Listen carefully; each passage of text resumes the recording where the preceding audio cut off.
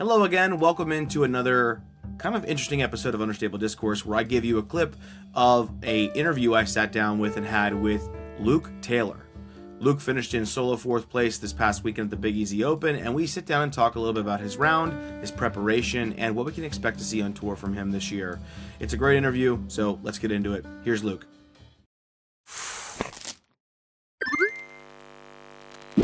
All right, well, thank you, Luke, for joining me on the show today. I really appreciate it. What are you up to today?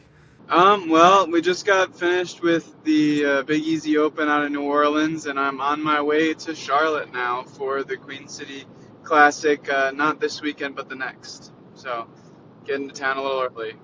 Perfect. So, because Big Easy was a brand new event, brand new course, can you tell me a little bit about what your experience was like with both the venue, like the people, and the actual course itself? Amazing. I enjoyed the area. Getting to go to downtown New Orleans for a night was a lot of fun. The course was great. The hardest course that I've ever played, but the tournament was super well run. And yeah, I hope it's a tour stop that we come back to in the future. Obviously, I had a good finish, so a little bit of recency bias for sure. But I really enjoyed the course, and I think having a really hard course like that on tour so early is really beneficial, and I feel like it brings out the highest play for the weekend. So I was a really big fan of the event as a whole.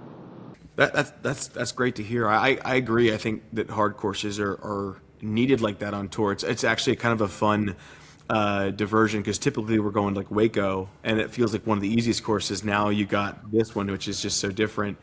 Knowing the course was as hard as it is, how did you prepare any differently than you would normally prepare for an event? Not necessarily. I ended up practicing every day. Just like going through the course, going through my shots, and I feel like every day it was just like this understanding of the course began to develop more and more.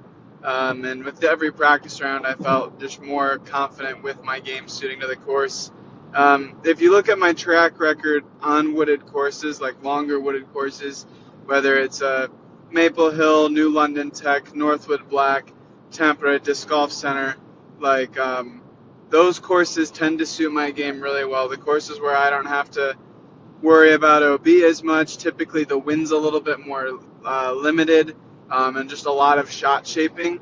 You're going to find me up higher on the leaderboard, and some of my rounds are going to be closer to the hot round of the tournament. So and that's kind of just like the mentality that I bring to those courses, and for some reason it just seems to come through. So no different practice regimen or schedule, mostly just like felt really comfortable this week, and like I knew the course was hard, so just being able to be like, even par is honestly not a bad round, and we'll see if we can improve on that even. So just, yeah, honestly just had a lot of fun enjoying the course all week long. Getting the ace, that always makes every course enjoyable to a certain degree. Yes, that was insane. First ever Pro Tour ace in tournament. That's awesome. I think one of the things that kind of goes unspoken here is that it's really easy to maybe feel like the battle that you were having for third place got drowned out a little bit by what was going on between Gannon and Ricky.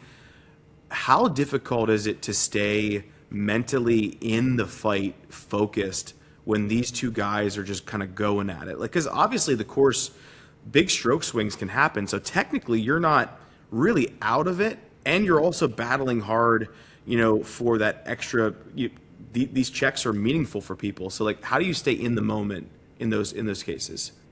Going into the final day, I knew I had a chance to win the tournament, and my front nine just wasn't really good enough. I didn't really ever give up on the back, and I really did feel like my game was really close.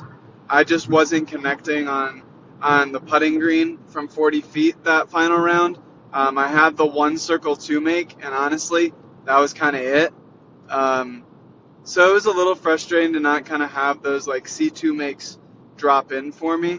because you need them out there. It's such a hard course, and when it's windy like that on the final day, you're going to be left with longer putts for the birdie. So, um, I mean, as far as staying focused with that battle going on goes, I honestly have to give a really big shout out to my girlfriend. She was carrying my bag all week long, and she honestly kept me very mentally focused on just my game, my shots, and just like, we're just focused on this throw, and then we'll move on to the next one. But to be honest, I was just soaking up the opportunity to be on lead cards so early in the year. That was something that I didn't experience until Ledgestone last year. So really getting my feet under me this early in the season is huge. And I know that those podiums and those wins are going to come if I stay focused and keep working hard on my game. Um, but yeah, I just didn't quite have the throws or the putts to fall the final day. But I really felt like I was 2 holes away from tying Gannon and Ricky, and both of those are just the bogeys that you watch on my front nine. I could have very easily birdied both of the holes that I bogeyed, and that's as much of a swing as it took. But obviously, in the moment, it doesn't seem like it's that's going to come down to that. But every stroke matters, and lacking in focus for half a second can cost you big time in our sport. So I felt like I did a good job focusing on probably, 85 to 90% of the shots in the final round. Really tried to stay focused in the moment, but just a slight mental error can be the difference between big stroke swings out there. So overall, I'm very proud of how I did mentally and physically to stay in the moment, and how Isaac made a couple big shots down the stretch on both 15 and 17 to overtake me, and I was unable to get the birdie on 16 to kind of get back in front of him. So, as far as the battle for third place goes, I'm unfortunate that I wasn't able to get onto the podium this weekend, but in the grand scheme of things, I know that I'm just happy to get my feet under me, get my first top 5, first top 10 out of the way of the second event of the season, and I'm currently 7th in points through 2 events, which is awesome. So if I just want to continue to grow as a player this year mentally, and I think the results physically will come. Yeah, I like that. So how do you use this momentum now going into the rest of the season? Like try to use it almost as like a downhill thing. Like you're already moving really well. Are you super excited going into Queen City? Because like it's another kind of wooded course, that same kind of vibe, difficult, that kind of stuff. Yeah, I've actually, fun fact, of all the players on tour, I am one of the few that has never played Hornet's Nest. So I'm looking forward to honestly being there for the extra week to kind of learn the course. I'm also aware that the course is actually quite a bit shorter than those longer wooded courses. I'm expecting more of like a Maple Hill, like technical small gaps vibe. I'm sure there's going to be a little bit of luck involved at times. But from the coverage I've seen, it looks like a fun course, and I'm excited that the Pro Tour is going back there because I've never had the opportunity to play it. And when the Pro Tour Championship moved from it, I wasn't sure when or if we'd be going back. So honestly, the fun thing about having new courses on tour is that you don't really have any expectations going into the tournament. So even though I finished at 4th place at the Big Easy Open, first top 10, actually my best finish on a pro tour of my career. I've tied for 4th twice, but that was my first solo 4th place finish.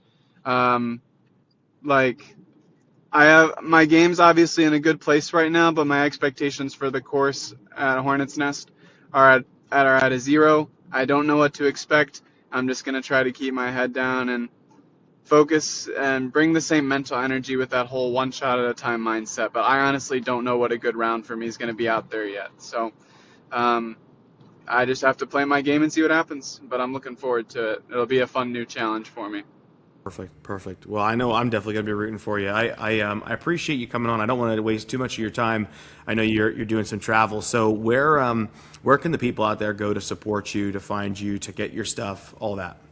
Right. On March 27th, my first Tour Series discs, the Luke Taylor Forces, will be made available to the public at local retailers and at the Discraft Factory website. So those will be on there. That's a great way to support me.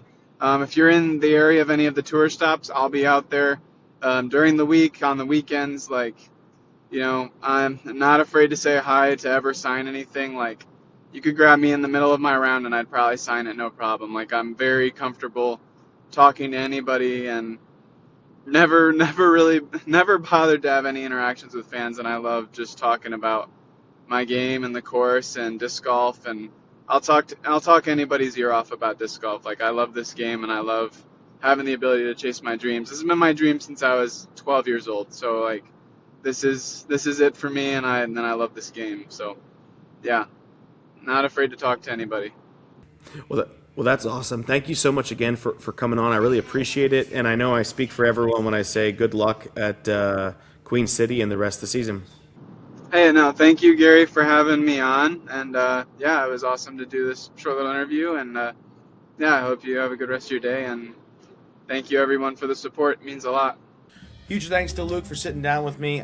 I really appreciate it. It's always great to take time to showcase some of the players in our sport who, we hear the same names all the time for so many players, but to see, Luke really pop off this event and have a great start to the year, I think there's more to come from him for sure. So let's be on the lookout for his success this season. And if you want to see more interviews like this, let me know down below who I should have on next. And if you like these post-event interviews, and if you'd like to hear more, make sure you go check out the long-form episode we did on Monday the 16th, where I also interviewed Holland Handley and talked about the Big Easy Open as a whole. Thanks for being here. Make sure you like and subscribe, do all that kind of stuff. Support the growth of our channel. We appreciate it over here. See you next time, folks.